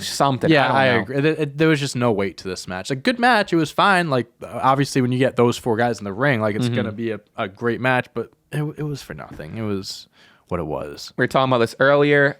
Seth Rollins comes out and the crowd is singing his song. They're so loud, love it, blah, blah, blah. Cut to commercial, and then there's footage that we see comes out of Seth being told from stage side people. Basically, again, speculation is speculation, but we can assume it, just judging by the reaction, what people are saying online, it looks like it's crazy. It looks like his segment got changed while he was in the ring. Yeah. That's crazy. Yeah. And you even saw like the look on his face when like, he gets told this stuff. He kind of like stands up and it's almost like how the fuck does that make any sense? Yeah. And then I don't know if you saw the rest of it. When it ended, he threw the mic, which seemed very like, I'm sick of this shit kind of throw. And then when he's walked to the back, didn't go through the curtain, went around, because I don't think he wanted to. Oh, honestly, didn't even notice. Yeah, so people were saying that he just went around because, like, obviously you go through the curtain, the gorilla position, you're gonna see everyone there. He was heated. He didn't want to see anyone. And like, I guess if that was the segment of just like, if that's what the segment got changed to, him he couldn't have said like a few words of just people singing his song, and he leaves. He's one of the best guys on the roster. He's coming off a big win.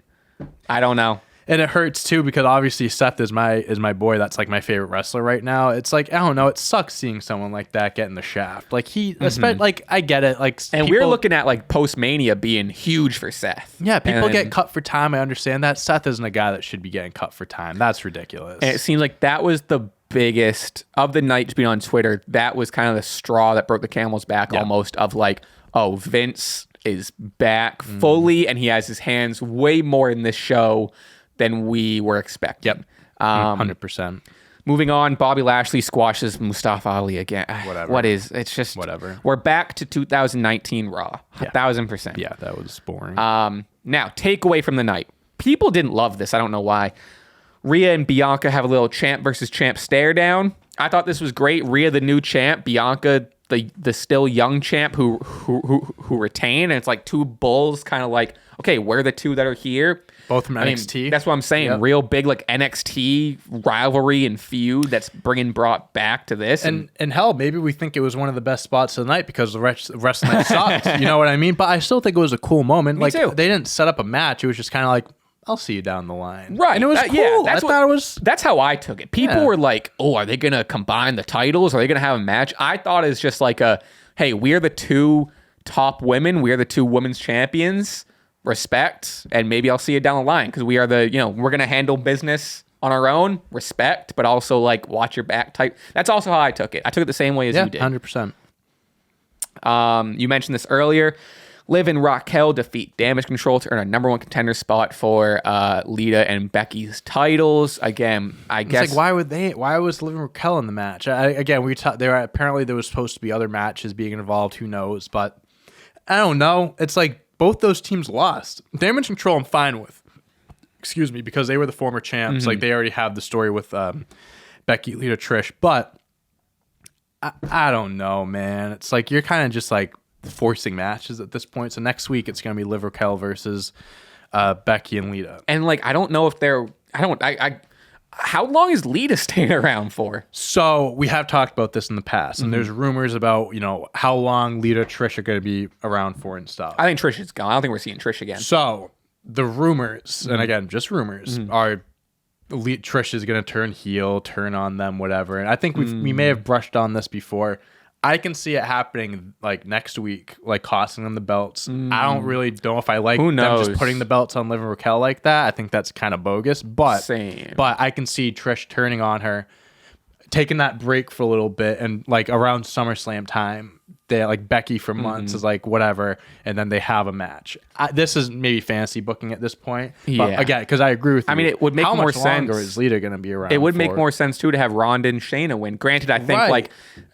This hasn't been confirmed. Right? I don't know. I've seen nothing about it, but like the story of the showcase match was like, it seemed like it was like, we didn't even really talk about it. I mean, there wasn't much to talk about, but like it seemed like I thought that showcase match was great. It was fine. It seemed like it was kicking into another gear, and then all of a sudden it ended. Yeah. And then like, it seemed like Shayna had her boot off. She seemed hurt. There was rumors that Ronda got hurt.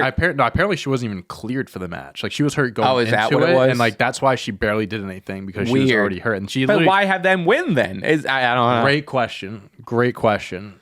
Moving on. I don't know. Matt Riddle returns. Here's your big Raw After Mania return. Oh, I want to stop here for a second and say, again, I tweeted this. And this maybe I was going to say this earlier. Raw After Mania is dead.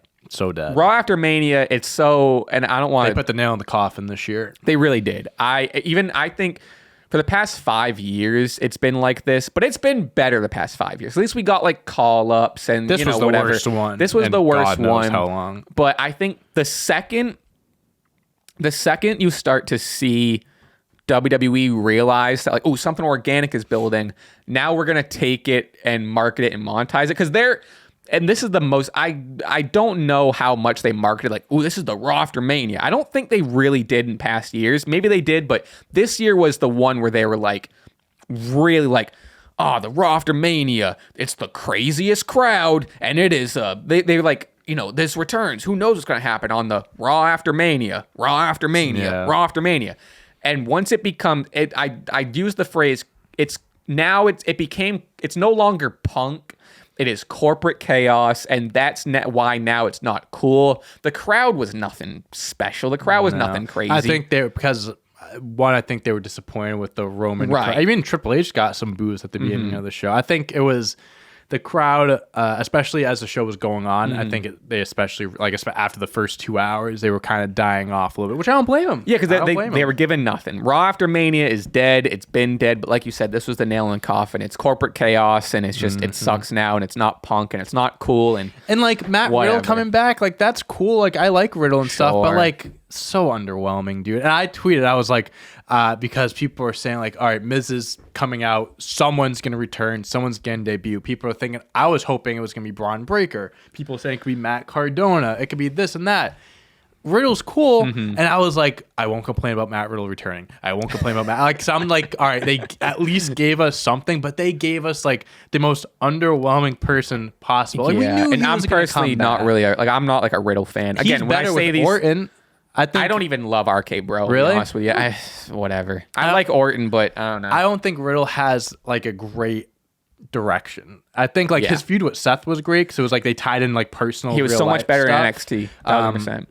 Yeah, I don't think especially with the direction things are going now. I don't know what we're gonna see out of Riddle, but I mean he'll fight Miz next week. But before we get to this Raw main event or whatever happened on Mania, or at the end of Raw, I want to touch on NXT for you. Yes, Braun Breaker turning heel, which I guess is like, it makes sense why maybe he didn't get called up. He still has some business to handle in NXT. He's turned. I like the idea. I didn't watch. I just saw stuff after, but I like the idea of Braun turning heel, and now he like, instead of just losing the NXT title and getting called up, continue the feud. Yeah. Fight for it again. Have a rematch. Make Carmelo Hayes look bigger. Like a bigger 100%. Star too. And also, I like it. Shout out to Carmelo Hayes for winning the NXT championship. Yes. Very well deserved. Braun Breaker. Stand Deliver was sick. We didn't really talk about it. I mean, there's a lot. There's only so much time we have to talk. But and we didn't really watch it. So I watched a little bit of it throughout the day. I watched the women's ladder match was sick. Part of that, and I also watched the men's the North American title match, the Wesley Dragon. Yes, that was sick too. That was a good good great. match. Yeah. And I fell asleep during Braun Breaker Carmelo, admittedly, because it was Day of Mania. We had a long day ahead of us. Yeah, I thought it was pretty cool. I mean, Braun Breaker he's been the face of the new NXT for 2 years as a face. Man, I mean, he can be a great heel. He's got the moveset, bro, where he lifts him up, slammed him to the ground, the spear, bro. Like, that's Goldberg-esque right there. I think that he can do really well as a heel. I'd be remiss to mention it because we did just have the return of my GM bros last night. And amazing timing. Crazy, like Braun Breaker was listed at a heel. We mentioned it. Granted, we recorded all that before Mania. But, crazy. Okay. So main event time, baby. Best tag match in Raw history. Corey Graves says this is going to be the biggest tag team match ever. Brock Lesnar and Cody Rhodes versus Roman Reigns and Solo immediately. Just have the match. But whatever. Brock turns on Cody, beats the shit out of him for fuck out of 10 minutes. And honestly, holy shit. I get it. I wish we did see the match too. But listen. Whoa. Yeah, a lot of sirens. Is my apartment on fire? That's what that smoke is? I think, for not giving us the match, I love how brutal they made it. Oh, I am always a fan of seeing Brock Lesnar beat the brakes off. Shit out of him, bro. The F5 onto the steps. He keeps going up the ramp, and I love how he ran at the security and stuff, scared the shit out of him. The chair shots, bro. You can tell backstage or like lay into him. Like again, the whole adversity thing we're talking about. Had him on the steps. Oh my God. The F5 on the steps. Shout out to Cody Rhodes for being a champ. He had a rough 24 hours. I mean, oh my God. He had a rough 24. For all the Cody fans out there, God bless you. And he comes back, just stand at the top of the ramp and just go. I love that. I thought it was so Silver, 100%. His gloves. 1,000% the silver lining of the night. Granted, probably absolutely the worst Raw after Mania and one of the worst Raws we've seen in a long time. I think it was one of the worst rated Raws in history. I saw something on Twitter that it was around like one of the worst. So this circles all the way back to, and I don't want to go over. We have other stuff to talk about. We already kind of mentioned it at nauseum, but this seems like if that's what they're doing, because again, to be honest, we've just been speculating, but it seems that that's what they're doing. It's what we hope they're going to do. It's what they should do. It seems like this is the first step in this building Cody up, Cody having to defeat all these people to get built back up. And it seems like Brock is going to be his first one. Are they going to do it at Backlash? Maybe. Who knows? I mean, they're building that up as a big event in Puerto Rico and stuff like that. So I like I said, silver lining. If this is the silver lining we get, I mean, Brock versus Cody is going to be money. sick. That's money. Oh my God. And again, Brock, great at selling. He makes guys look good. I think two of the best wrestlers in the company. I think that's going to be a kick-ass match. So I think if this is, again, nothing has been confirmed, but if this is what they're doing, we're building back up. We're building Cody back up. We're putting him through the trials and tribulations. We're leading up to a rematch at WrestleMania 40, which is a lot closer to us. It's in Philly, so that's part of the reason why I'm not mad at it. Yeah, it's like we'll get to see them. You know what I mean? So yeah, I think again, I don't want to go in circles here, but it seems like they're throwing the biggest names in WWE. That seems like the direction they're they're going. Starting with Brock. That's great. Who the fuck are they? Like they have a year to give them opponents.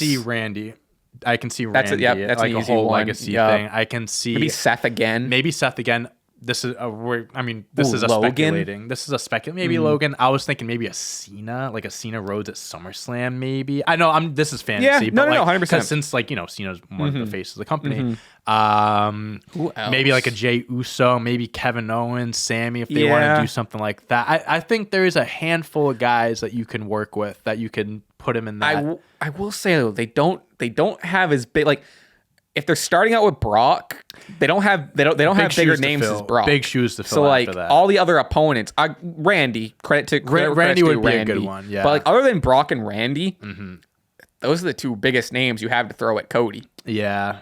It'll be interesting to see who else they throw at him. But if this is what they're doing, like throw the biggest names, he has to get through them to get to Roman. All for it. 100%. No, we're definitely in the same boat. We trust it because from start to end, they've. I'm a lot more nervous now than I was. A little bit more nervous, but you can tell that this is all they focus on in the company. Like if there's one thing that they give a shit about, it's the story. So I'll give them that. I honestly just wish I wish they would go the Cena and Rock route and announce it a year in advance. So at least we know. And at least it's like you mentioned it earlier, like if they did I want a rematch tonight. And even if Roman said, no rematch tonight, but let's see how you do. I don't know how they would have done it, but let's see how you do in a year or whatever. Also, now The Rock is back in conversation of that happening. Yeah, that's a confusing. That's just a especially now that Cody lost. So maybe they do the whole night 1, night 2 thing next year. I don't fucking know. Hey, that's not. We're not the ones booking the show. I'm just gonna take. It was probably anywhere between episode 15 and 18 of this podcast. I'm just gonna take that and repost that for before next year because it's gonna be the same shit of predicting they're splitting up the belts. He's returning at Mania. He's gonna win. Yeah, we'll see. Okay. So before we get into AEW, again, I clarify. I go to trivia on Wednesday night, so I'm. You gotta find a new trivia night. That's the only night that we can do Family Feud night on Tuesdays. Go to a different bar. No, it's a perfect place. I follow along with it. I know what happens, but you watch the show, so this is gonna be you're gonna take control here. Holy shit, did Tony Khan smell blood in the water? And I love it. I love the competition. I love when Tony sees an opportunity to be like, oh, WWE had one of their worst Raws in history. Let's go crazy. Yeah, that's Tony Khan is great at that. And holy shit, people say I'm jumping ship. Also, I want to note, we had a couple comments about it. Now that we're post Mania and like we're kind of just back to normal, we're gonna be talking about AEW more. You know, obviously, 1000%. like we're still big AEW fans. Obviously, like just WrestleMania has just taken WrestleMania and the Bloodline stuff in the past handful of months has taken up the majority of our time. But now we're kind of back to an even playing field and even solid ground. So we're gonna be covering AEW a lot more than we have in the past couple months. But oh my God. AEW's been coming back, but AEW is fully back. I tweeted, it feels like prime 2019 again. They have all their stars back. I mean, the Elite is back in full swing. They got all their top guys back. The only thing that would set it off is CM Punk. I was gonna say the one thing. The only thing that would set it off is CM Punk, but that's a different conversation. You're saying 2019. He wasn't around back then. So right. We're back This feels like prime 2019. Yep. But anyway, we're getting right into it. To start off the show, I could barely turn the channel on soon enough. I don't know if the show just started soon. We start out with Ricky Starks versus Juice Robinson, and hey, he's here. The Switchblade. Yeah. Jay fucking White is all elite. It's as if he saw that Raw After Mania and said, "Oh, all right, no fucking shot." AEW. I do think he was always going to go to AEW just because, like, no way they penned the deal yesterday. Yeah, exactly. And I think too, like, AEW is the best opportunity for Jay White. Could he have been presented as like he would have been AJ sick Styles in WWE? Sure, I would have loved him. He would have been not in this new Vince WWE that we have back. With Triple H, I agree with that. 1000%. But I think just the AEW audience is more like more familiar with outside, like New Japan wrestlers and like all new Ring of Honor stuff. Like WWE, not so much. So I think this was the best place for him as far as like, I think he will get booked better, and I think that this is just a better opportunity for him. I am fully in the camp of like WWE fucked up by not signing him. Sure, like 1000%. That would have been a big signing. My God. Would have been a huge signing. But Jay White comes out. They beat the shit out of Ricky Starks. Poor Ricky. But Jay White is all elite. It is official. Jay White is in AEW. Huge. What I mean, off the bat, better than Raw After Mania. Like, that's how you fucking do it. This show, again, I didn't watch it, but from what like the results and like everything I've seen, it's worth running. I definitely will at some point. But they did a much better job with this show than Raw did, 100%. House of Black defeated Orange Cassidy and the Best Friends. Just a solid match to if there's any new audience showing up after WrestleMania or after the shitty Raw After Mania. So there's always those, like, I saw a couple comments where it's like, hey, it's my first time giving AEW a chance after that Raw. I'm done with WWE. I'm all AEW now. Right. Yeah. Solid match. Sue is back. Sue dropped off the Best Friends in the minivan. The Trios division is fucking strong. Love it. Oh my God. House of Black looks amazing. I'm glad they're getting the credit they deserve, and they're running with the titles, and they're having these matches, and solid. Guess who's back? Luchasaurus is fucking back. Yep. Christian and Luchasaurus had a little bit of a what do they call it? Just a segment on TV where Christian was back, and this like Luchasaurus in this like comes out from the darkness in this red gear, and he almost has like the Legion of Doom, like half of a shoulder pad with the spikes. He looks fucking sick. Love that. And I'm very excited for a Luchasaurus return. I'm kind of flying through it because there's bigger stuff on the card that I want to get to, but the whole night was great. I even noted like, fuck Raw After Mania. This is Dynamite After Mania. Like it felt huge. It felt like Dynamite After Mania. Tony Khan knows when to take advantage. He really of a bad WWE show. And with that said, he had a banger of a match with Jamie Hayter versus Riho. And just to establish, again, it feels like, granted, WrestleMania is WWE, but I've said this before, WrestleMania for the landscape of the industry feels like a fresh start and a new beginning and a new season for everybody. And this, you think, was a season debut for AEW? I think it really felt like it. Or even just like, again, for new audiences, for returning audiences, just to be like, hey, remember what we fucking have? Here we go. Right. I'm also just a huge Riho fan. I think she's so entertaining. She's amazing. Jamie Hayter is still Jamie Hayter, putting on bangers. Her run does feel like it's missing a little something of like, they're obviously going to do the Britt Baker and Jamie thing eventually. Right. she's putting on great matches. The story isn't there, which I would like. That's the one thing it's missing. Sure. Because everything about her matches is great. She looks like a champion. Like I think we're both big Jamie Hayter fans. Absolutely. They've done a great job with her all in all. They really have. I think it just needs that. Just needs that something. Sure. Give me that hook. But overall, really good match. Okay. Here we go. It's MJF Day in Long Island. Yeah, this is the one thing I didn't really know too much about, so I'm very interested to hear that. This was insane. MJF comes out in like his white tux, and I guess like the whole thing. I don't know if I think this is true. You got a key to the city.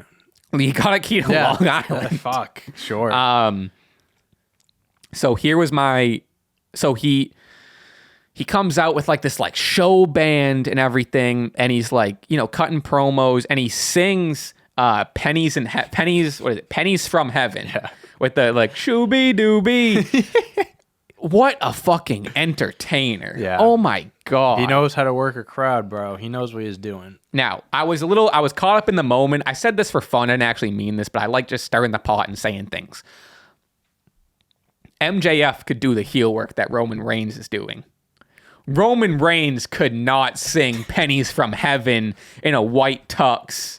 And I'm just saying. Listen, I'm just saying. I'm not going to agree or disagree with that, but I think that they both, in their own rights, they both do things that I think each other can't do. I think there's some heel things that Roman is better at than MJF. Obviously, I think MJF is the best talker in the business, period.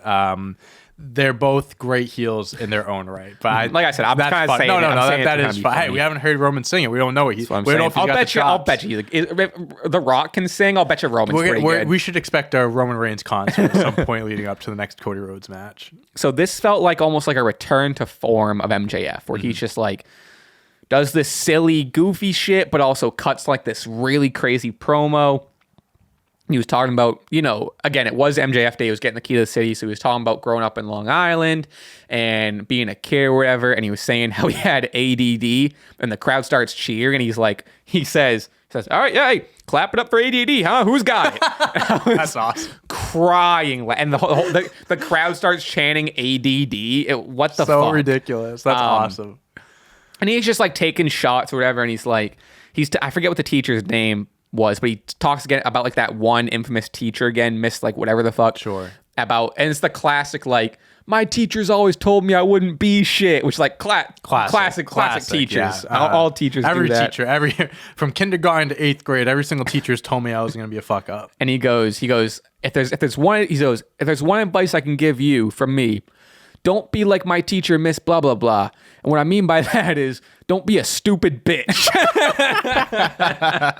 Like I said, return to form. He does like of MJF. Funny, and things like that, like get the crowd going. That's like not face jokes, but it's like he's heel, getting the crowd to laugh. But like he gets the crowd going. I think he's great at doing that mix. I like it. And then they get again. It seems like they're building up to this Pillars four-way where they had.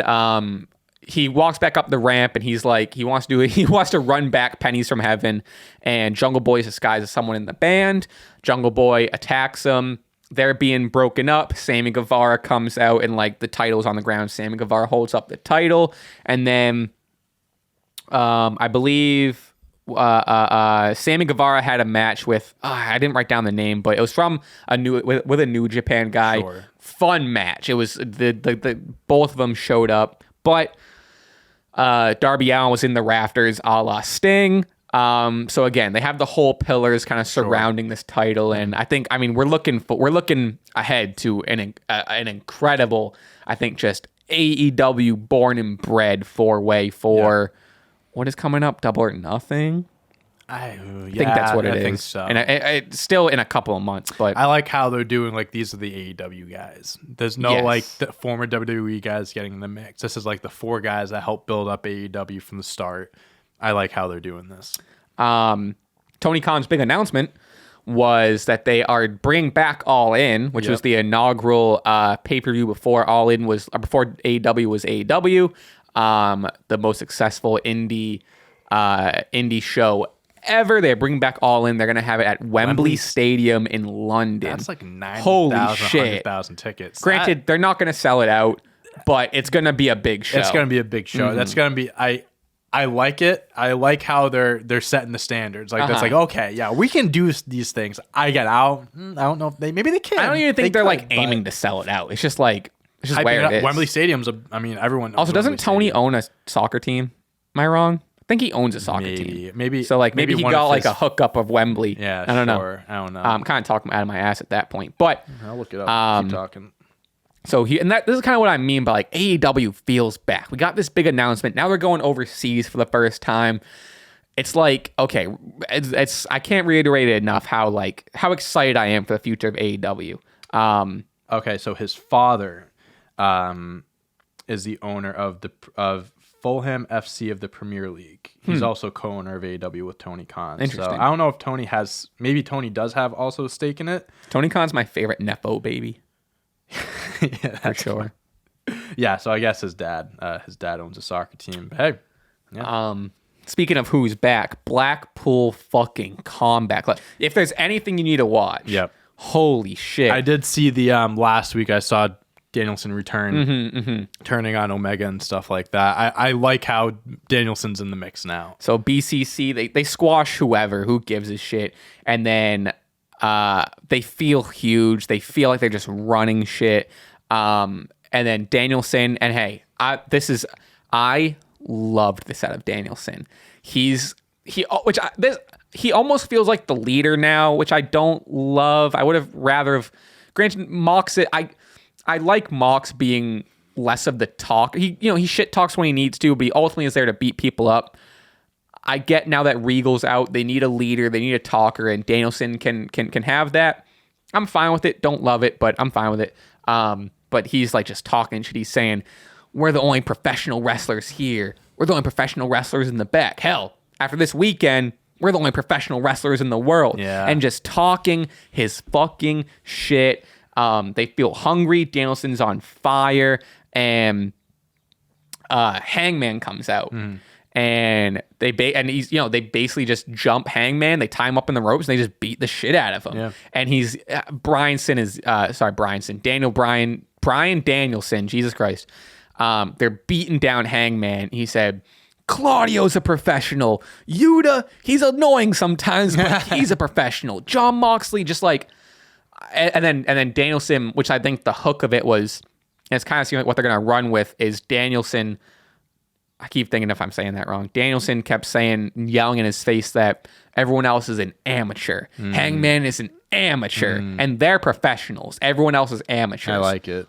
Love it. I like that. So if they're going to go around beating people up, calling themselves professionals, calling everyone themselves amateurs, if that's the hook with their new whatever they're going with, let's fucking go. Right. I'm strapped the fuck in. I am absolutely open and willing to becoming a fan of this iteration of Bryan Danielson because I loved this out of him. I thought it was so fucking good. I was absolutely a fan of it. I like credit this where credit's direction due. for him. He had a screwdriver with him, and he was like, which this built off of the MJF match where he talked about, he said, I have a family at home and I love them and I spent time with them. But I also love Jon Moxley and I love Claudio and this is when he was like, I love Wheeler Yuta, even though he sucks sometimes or whatever. Yuta's just catching strays. So I like that he took that criticism of like the you don't love your family and he turned heel with it a little where he was like, I do love my family and I spent time with them and I love them. However, I don't just love my family. I love wrestling and I love Blackpool Combat Club. So I'm going to also be here for them. And he said, I spent my time off like fixing some things in my house or whatever. My house needed fixing. He had a screwdriver and he said, but also we need to fix the house that is AEW. And he takes a screwdriver and basically starts fucking just like shanking Hangman in the head with this. It got brutal. It got brutal, but that's Blackpool Combat Club, Okay, brother. I like it. Hey, at least Blackpool Combat Club is getting like being the center of attention because Dude, they're a group. Oh my God, I love it. They're made up of 3 of the best wrestlers in the world, obviously in the company.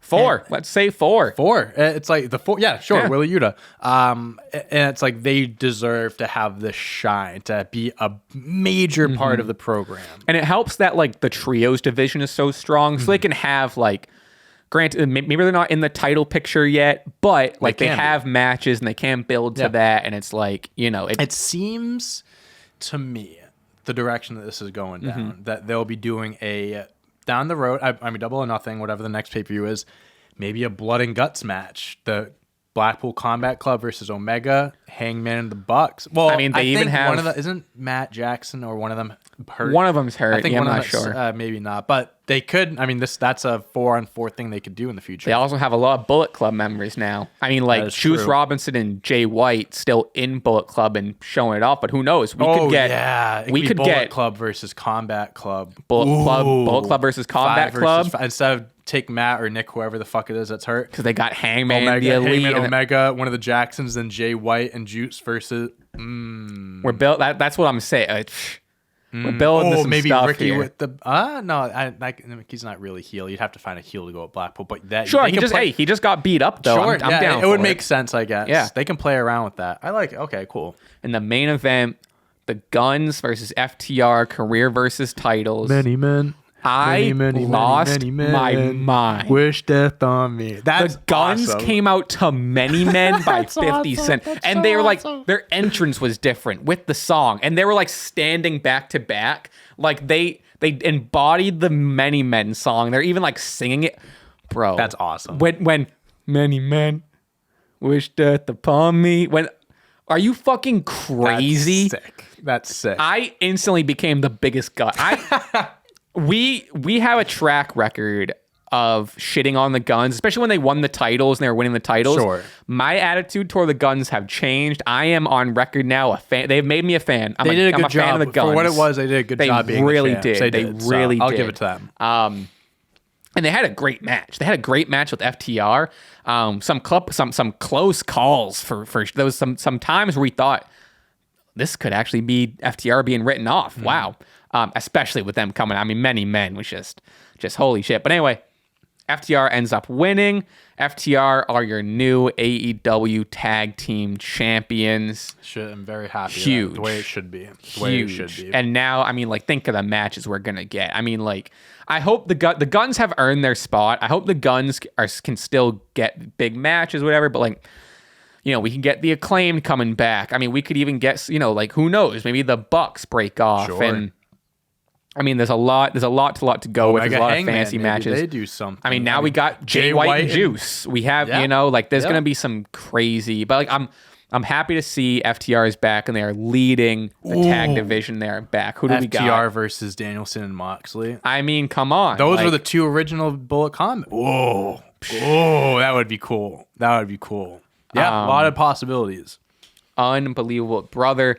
That's WrestleMania week. I know maybe I talked fast through AEW, but it's gonna be more balanced. I wanted to get through it and wanted to make sure we touched upon it. It's not gonna be as rushed all the time, but I didn't get a water. My throat is feeling dry. Get yourself a ginger ale. A ginger ale would hit the fucking spot. I think I'll get it for the quizzes. I mean, I might take one for the road when I leave after this because I gotta drink. I can't mix them like last week.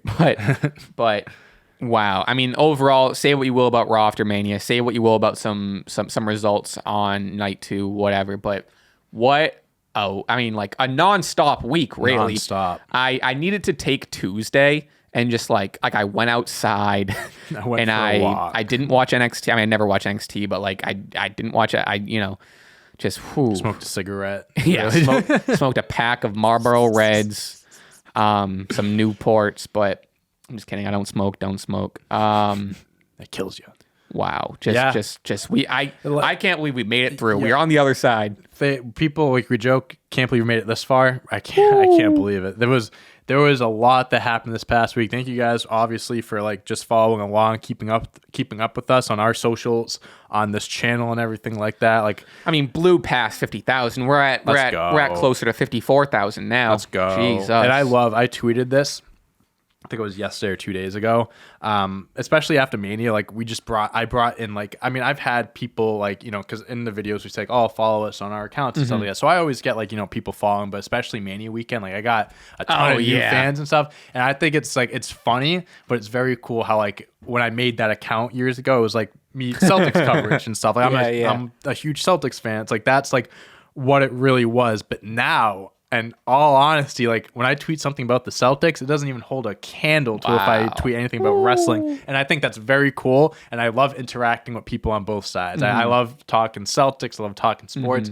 I also love talking wrestling. So I'm very grateful to be able to have a platform where I can, people can come together and, debate, talk, and have good conversations. So I appreciate you guys for that support. And I know you too as well. I know 100%. you have a shit ton of wrestling fans following you. And like whenever we tweet something wrestling, like people care about our opinions, and it's very cool. So thank you guys for that. With all that though, your handle is still a baseball reference, huh? What? Dante on deck? Yeah, that's not gonna change. That's just who I am at this point. That's just like that's engraved in me. It's in too many videos to change it. Too many videos. Yeah. It is what it is now. It's just a part of me. Dante, what are you gonna say? Dante in the ring? Dante on the ramp. Dante on the ring. I don't know. Doesn't have as much of a ring to it as Dante on deck. No, that's the thing. Dante on it deck's doesn't got a get ring much to better it. than that. Exactly. I remember I was singing algebra class, and I was just like, because I was making my blog name, and I'm like, what can I name it? And I just go, Dante on deck. Oh, you're like, I'm a genius. I was like, I just walk out of class. Holy I don't shit. need any of you. I quit. Like, I'm gonna be shit. famous now. But yeah, again, thank you guys. We appreciate the support. That's the pod. We're again another closer 2-hour pod. Again, I don't know if they're all going to be. It's been a couple crazy weeks. I don't know if they're all going to lean on 2 hours, but the important ones will. When there's a lot of stuff to talk about, That's what I'm saying. Stuff to talk about. What are we going to do about it? Let's do a quick check of Twitter to make sure there's no news that came out or anything. Let's just check check the dirt sheets or whatever. Check the sheets. Just to save our ass. People were like, all right, we're stretching the curse. Remember, like, it was either like last week or the week before where it was like CM Punk posted that shit on his story, and it was like, oh, the curse is back. That's not a curse. Get out. That's not news. Yeah, who gives a shit? The curse was definitely a thing for a while, but we haven't missed anything in a while, and now something's gonna happen. A Part 8 docuseries titled WWE Recruits is coming to the Roku channel. Let's fucking go. For those, shout out those of you with a Roku. I got a Roku. Damn, fuck all the people at YouTube TV, huh? Yeah, no kidding. Yeah, I don't think... It doesn't seem like anything crazy is happening, so for now. So I think that's just what we'll call it. We have nothing else. Yeah. I'm ready to get out of here. I'm ready. I need my throat is sore. What's our... Oh, shit. So I'm looking at your hat, DX. I'm thinking just a simple, like, suck it. No, I don't want everyone telling us to suck it in the comments. They're not telling us to suck it. They're just saying, suck it. How about I'm ready to suck it? Is that what we're going with? No, who's right? Yeah, what do you want it to be then? That's who's no. Maybe just suck it. Just suck it. If you made it this far, right. Put a suck it in the chat. Put a suck it in the comments. Put a suck it in the comments if you made it. If you made it all the way to an hour 50 and whatever plus. Thank you. Let's get out of here without further ado. You can follow me at Raspy Taylor on Twitter, Instagram, YouTube, Spotify, and Twitch. I think I was streaming. Yes, streaming is hard. Yeah. I don't know how people. I don't know what to do. I end up just defaulting playing WWE 2K23, but I want it to be like, look at some, like, we ended up watching a couple movie trailers, but it was I don't know how people entertain. It's like live for 2 hours. I don't know how. It's a tough business. I want to kind of keep doing it. I think I'm closing in on getting affiliate. I think one more stream and I'll get affiliate, which means I don't know any of that stuff means. It basically means you just start running ads, like making money from it. Gotcha. But it's like I don't know. We're gonna see on the Twitch. You can follow me there.